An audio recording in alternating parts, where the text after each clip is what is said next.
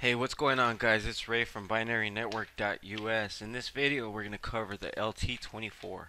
Um, as many of you know, the LT24 is obviously for long-term trades and end-of-day trades. It's very cool. Light setting.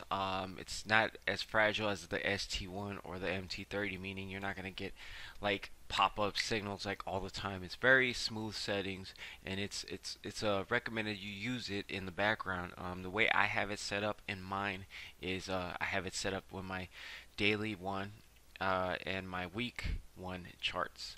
So I can obviously use my MT30 and my ST1 and let this one run in the same time. So whenever I get a signal, a daily signal or my weekly signal, I can use it with Forex or Nadex. So it's very cool. It's a very cool indicator. It's not like I said, it's not like the ST1 or MT30. You're not gonna get arrows all the time or anything. It's just something that you want to utilize. You want to use it as well because it's very good. It's a good indicator, for end of days and 4-hour trades and and so on. So I'm gonna show you guys how I use it. Okay. Obviously this is not it. I'm gonna go to my LT24 template. Um, and of course, if you guys like that type of template right here, the way I have it here, it's the same indicator. However, I'm using the Heikinashi uh, chart instead of the regular chart. This is very cool. I love using this for my long-term trades because it just takes off all the other colors, and it just helps you focus more on the trend and what's going on. And it's very good for daily trades and weekly trades, forex, and so on.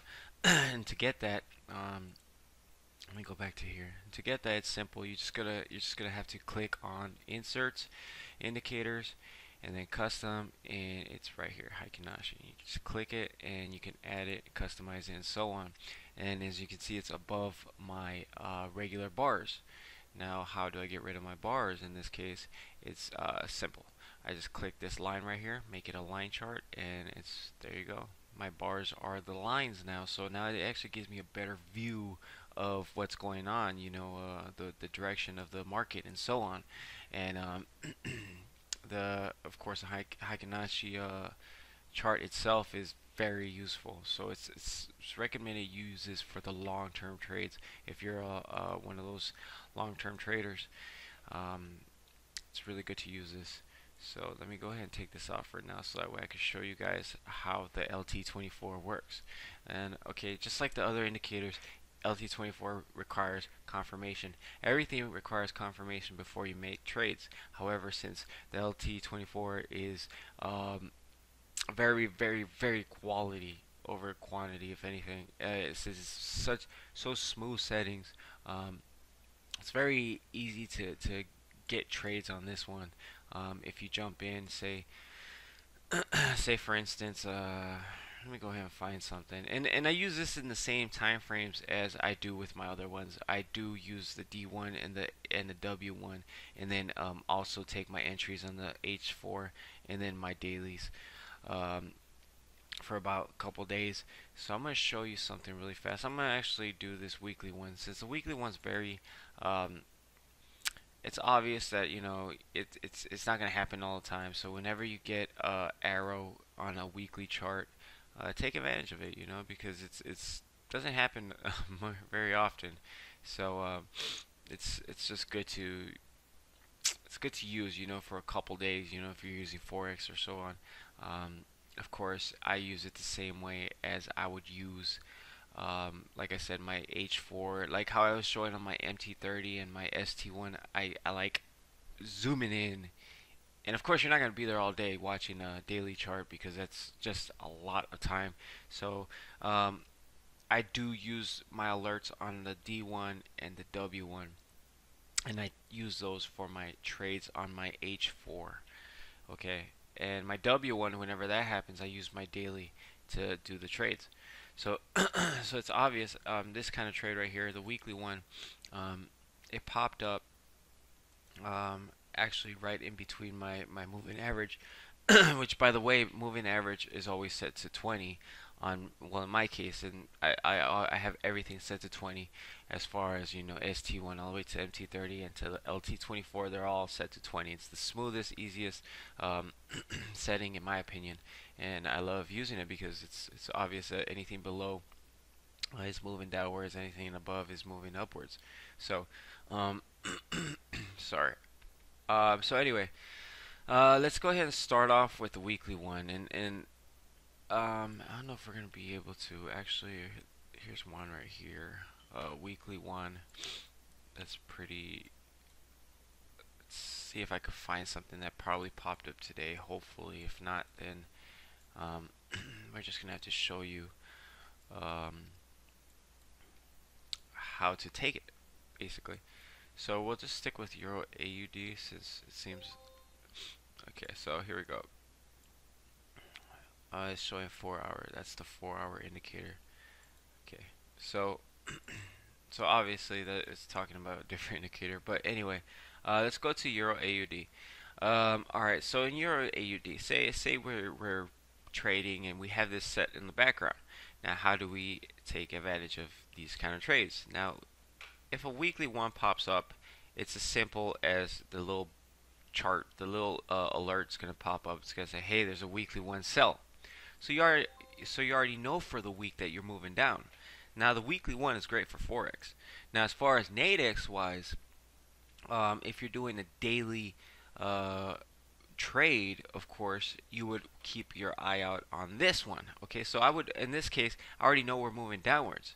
Now I would be in my daily one and I would just wait for my confirmation, which would be, of course, my negative movement crossing over my 25 mark. So 25 is the best mark I use to trade. If I jumped in at the moment, anything that's over the 25, especially if it's going the direction that the my first signal gave me, I take. So in this case, if this for the week we're obviously moving downwards, this is when I would have came in and done my trade. Now if I'm doing Nadex, this is when I would have jumped in. Okay, so I would jump in at this moment and buy a whole day of, you know, a whole contract. I'll just let it run all day because it's obviously moving downwards and you're still staying with your weekly trend. Okay, so your weekly trade alert came on and then you take this trade because it crossed over the 25. So it's simple as that. Once you take a trade like this, then it's smooth sail. You just let it go, and of course you set profit. You always have to set profit, take profit. Um, Unless you're winning by a huge margin, then you could always just let it expire. Now, as far as forex wise, forex is pretty cool because forex, when you're using forex and you're using the weekly one and so, and these indicators you would, or alerts, you would take them just as so. So when they pop up, you would take it. And another thing you do want to keep in mind is, like I said, my moving average is 20. Anything that's above the prices that go, or the candles, when the candles go above my my moving average, then it's obviously moving upwards. It's the same thing vice versa. If it's going downwards, if we're moving downwards. So this slope right here alone is moving down. So it's obvious that the market for Euro AUD is going to keep going down. It's going to keep going down. It's going to keep going down. It's going to keep going down. It's just going to fluctuate and go down. So that's why when you're using forex, it's a good time to buy this right here and possibly just let it run. As you know, take some profit and sell later. Now, as far as the D1 goes, now remember the further the time frames, the less really. Like I said, you still need to confirm, but it's less. How do you say this? Okay, when you're doing a long, like a weekly one, okay, it's pretty accurate to the point where you could just take it. You know, you could just jump in your daily one and then wait for a good entry level that's moving downwards, and it's simple. You know, now when you're going to like the M1, M5, then obviously that's when I was talking more in my video saying, okay, we gotta confirm this, make sure this and this, because it's obviously a lot crazier in the shallow end, if you will. So obviously we're in the deeper end. It's easy to follow the current, and soon later on I'm gonna have one for the monthly, so that way I can do some forex for the whole month and so on. Anyway, but the weekly one's really good. Now a daily one. Daily one's similar. I like to, since you do get a lot more signals with the daily than the weekly, obviously. Whenever I do get a signal, like for example this signal right here, which I do like a lot. The reason why I do like this signal a lot is because it popped up, and guess what? We're underneath our slope, and our slope's moving down. Our moving average is moving down. We're below this, so we obviously have a lot of down movement right now. Now in this case, when this happened, I would go to my H4.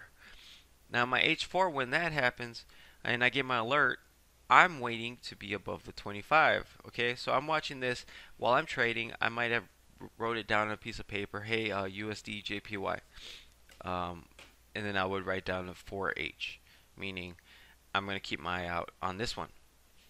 What I'm waiting for is a good entry. Now I already know we're moving down for the day. Now what is a good entry? Over 25, right? So what I do in this case is I'm waiting to be over the 25. So if I got the alert at this time, I would have taken it instantly because I'm already above the 25. And then once it came down and I started seeing it jump right up, right above the 25 again. I'm sorry, where am I? Okay, here. I would have taken it again. For how long? Typically 12 hours, 8 hours. And most of the time when I do natives and I do the daily ones, my take profit hits anyway. So I have honestly never, probably once or twice, have settled, um, on a win, because when I take these trades, they go so deep in the money that, um, and of course I put everything on a take profit. So whenever it hits, 80 bucks, 90 bucks or something, it'll sell, if I bought it for 40. So, it usually does anyway. So, I don't really, unless you lose, but these are very hard to lose in, unless you're just taking your alerts, then yes, of course, anything can happen. Now, of course, it's more likely to happen in shorter trades than longer trades. So whenever you're doing long trades like these, they're very awesome because you can take a easy, stress-free trade. So it would have popped up over here, then I would have taken this trade for 12 hours. If it popped up at this point, actually right here, this arrow right here, this actual candle right here, I would have not even touched, because at this moment it's obvious that we are moving downward. So you never ever want to trade when you see your directional moving down. Now, like I said, if I jumped up in here, I would have taken it because we're not in a down movement yet. So we want every type of advantage that we can get. So here I would have not taken it. Here I would have taken it. Okay, so as far as 4 hours, the 8 hours, there was nothing going on. Nothing. So 8 hours, you would probably be like, oh man, is this not going to work out? And of course, your 12-hour or your last 4 hours would just dip and go down the way in your favor. So it would have worked out anyway because we already knew where the trend was going from our daily. So that's how it works. Um, it's very simple. Similar, very similar to your MT30.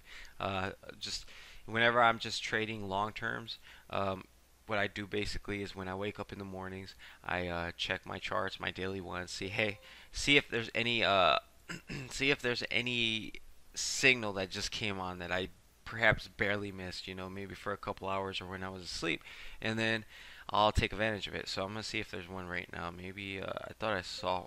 Here you go, right here. Here is one right now. Actually, I don't know if it's now, but it just happened. So this case right here, we are above our moving average, and our moving average is moving up. So that's awesome. So now we go to our H4, and what am I waiting for?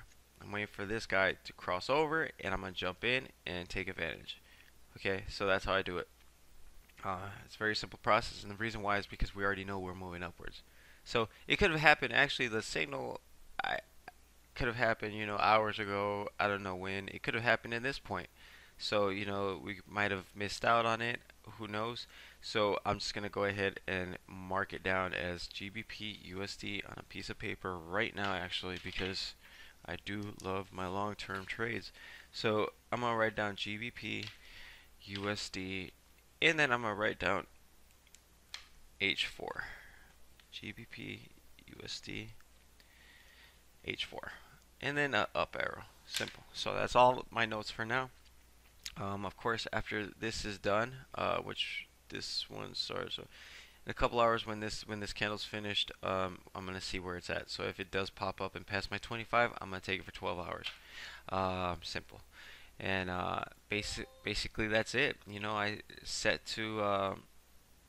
my LT24 to my daily and weekly.